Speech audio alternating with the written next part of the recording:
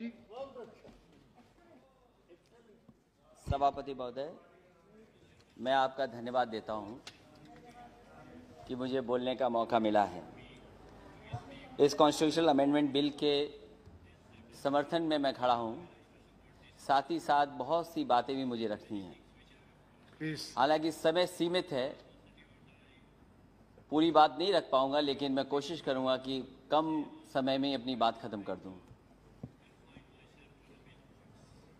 मैं सबसे पहले जितने भी मानव, जितने भी राजनेता, जितने भी पॉलिटिकल पार्टी जिन्होंने सामाजिक लड़ाई को आगे बढ़ाया, मैं उनका धन्यवाद देता हूं और आभार प्रकट करता हूं। आज मैं कुछ देर पहले तमिलनाडु के नेता, बहुत ही सीनियर नेता TR बालू जी का मैं भाषण सुन रहा था। उन्होंने संघर्ष और किस तरीके से पुराने राजनेताओं ने, जो इस समाज में सबसे पीछे हैं, सबसे दबे लोग हैं, जो हजारों साल अपमानित हुए, उनके संघर्ष और उनको कैसे सम्मान और हक मिल सके, उसकी कैसे लड़ाई लड़ी गई। मैं कई माननीय सदस्यों का भाषण सुना। हमारे बगल में बैठी हैं सुप्रिया सुले जी, उनका भी मैंने भाषण सुना। वो कह रही कि सरकार से वो कंफ्यूज हैं, क्योंकि सरकार के एक माननीय सदस्य कुछ कहते हैं, दूसरे माननीय सदस्य कुछ कहते हैं।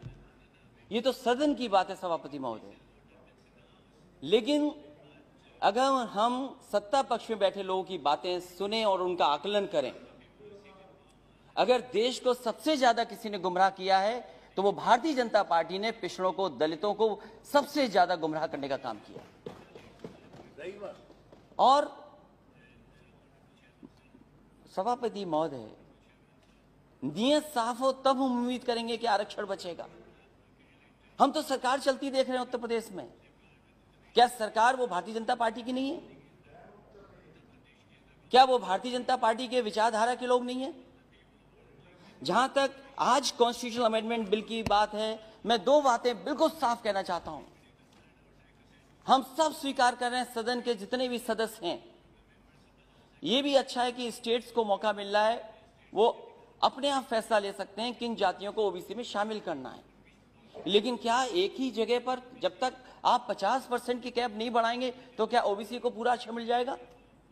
आप एक ही कमरे में न जाने कितने लोगों को बैठाना चाहते हैं। आप कहते हैं इसी सदन में, क्योंकि ये लोकसभा छोटी पड़ रही है, हमें एक सेंट्रल व्यवस्था बनाना पड़ेगा, क्योंकि बड़ा सदन बनाना है, हमें सब आराम से बैठ सके।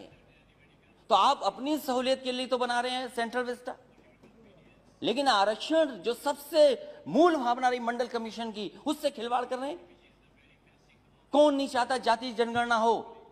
माननीय सभापति महोदय, हमसे बेहतर किसी ने नहीं देखा होगा कि जातियों में नफरत अगर कोई फैलाता है तो ये भारतीय जनता पार्टी के लोग जो नफरत फैलाते हैं। मुझे याद है चुनाव मत भूलिए, इन्होंने चेहरे आगे किए, इन्होंने चेहरे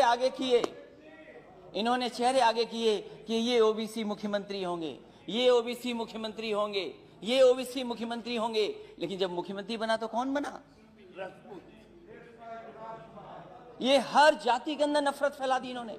इसलिए हमारी मांग है सभापति महोदय, जब इतना कॉन्स्टिट्यूशनल अमेंडमेंट बिल लाया गया है, तो जो सबसे पुरानी मांग रही है कि सब जातियों को गिन लिया जाए। आज भारत में सबसे बड़ा मुश्किल काम यह है कि हर जाति ये समझती है कि मैं आबादी में ज्यादा हूं। हर जाति को एक दूसरे से कंफ्यूजन पैदा किया हुआ है कि आप ज्यादा हैं जाति में, आपका हक छिन रहा है, आपको जो हक मिलना चाहिए वो नहीं मिल रहा है। तो सभापति मेरी मांग है, इस समय जब इतना बड़ा फैसला सरकार ले रही है और जब इनकी सरकारी पिछड़ों ने बनवाई है, तो जाति के आधार पर जो कास्ट सेंसस है, उसके जो आंकड़े हैं कम से कम जारी होने चाहिए, क्योंकि सरकार ने हजारों करोड़ रुपया खर्च किया है। ये हमारे समाज की सच्चाई है कि जाति की सीमा के अंदर ही हम रहकर के काम करते हैं, उस सीमा से बाहर नहीं निकल सकते। इसलिए जो सबसे बड़ी मांग हमारी है, एक तो आरक्षण की कैप बढ़ाई जाए, 50% से ऊपर किया जाए। वो सरकार स्वीकार करेगी कि नहीं करेगी? वहां के माननीय सदस्य जो पिछड़े और दलित बैठे हैं, वो शायद इस बात को मानते होंगे कि आरक्षण बढ़ना चाहिए। लेकिन अगर एक को पद मिल जाए, एक मंत्री बन जाए, दो मंत्री बन जाए, शायद उससे पिछड़ों का भला नहीं होने वाला। भला तब होगा जब हम इस 50% की सीमा को और आगे बढ़ा दे, तब जाकर के हमें पिछड़ों का भला होगा। मंत्री बनने से भला नहीं होने जा रहा है। एमपी कितने भी आए हों हमारे, लेकिन अगली सरकार समाजवादी बनने जा रही है, और आप अगर कास्ट सेंसस नहीं करोगे तो उत्तर प्रदेश में समाजवादी पार्टी कास्ट सेंसस करके दिखा देगी।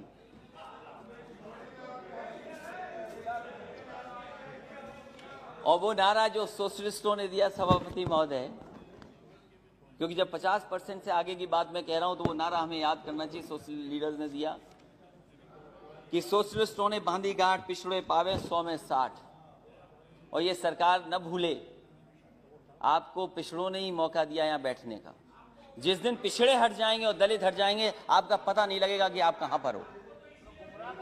इसलिए सभापति महोदय, हमारी 2 ही मांगे हैं कम समय में। एक तो सीमा बढ़ाई जाए, और दूसरा ओबीसी के कास्ट सेंसस के जो आंकड़े वो जारी किए हैं, बहुत बहुत